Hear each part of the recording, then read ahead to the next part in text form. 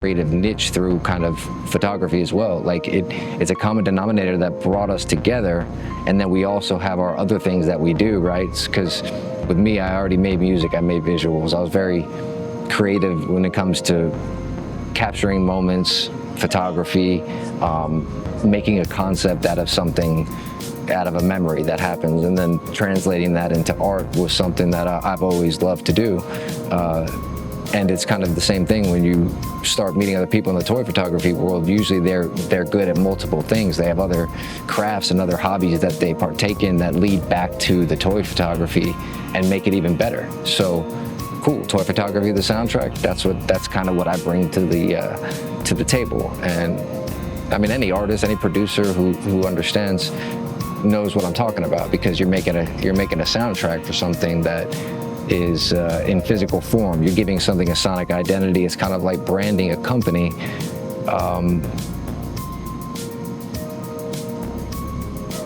To describe the way that it feels when you're working with that company or a part of that company. So these are ways that toys, music, art all fuse together and then create a new platform and a community where people can actually turn their artwork, their content, into passive income.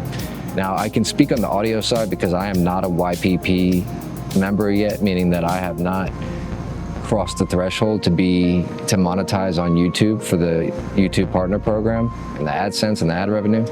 But I've always monetized with audio on the back end. I understand publishing. I have multiple companies that are in charge of just collecting royalties and niche music for certain media platforms or outlets. You know, like music for an elevator is going to be different than music for the Zillion Marketplace store. And the way that the income is generated is different for every single one of these. And the timeline of pay is, you know, quarterly, sometimes are different. Now we're talking also international neighboring rights, where if our music is played in Japan, how do we collect that? Germany, how do we collect that? So that led me down an entire rabbit hole, years of my in my music development, my production career. I went to Art Institute of Atlanta here in Dunwoody. So how much for Dark Side by himself? By himself, we're doing 75. 75? You said 75 on Dark Side. So different things like that, choices in my life specifically for me have led to where I am now. And for Comic-Con, for instance, dude, I mean, ETS is going to be for the first time in a place where we can actually communicate and tell people what we do in person, instead of trying to portray the idea and the concept of how everything works online. And this is something that we can continue to build on and, you know, make a good impression this first year. And I'm thinking that, right now we have the option to get 2 booths, which that would be 10 by 10, 10 by 10.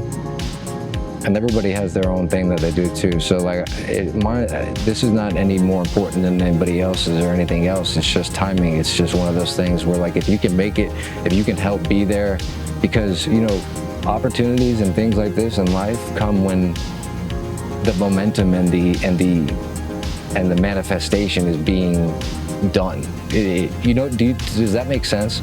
Because what I mean by that is, like, the people who aren't actively planting seeds to grow and to get to a certain place or manifest a certain thing in their life, if they have absolutely no direction and no idea of what they want to do, where they want to go in their life, 9 times out of 10, it's going to be hard to get to a destination without having any idea, right?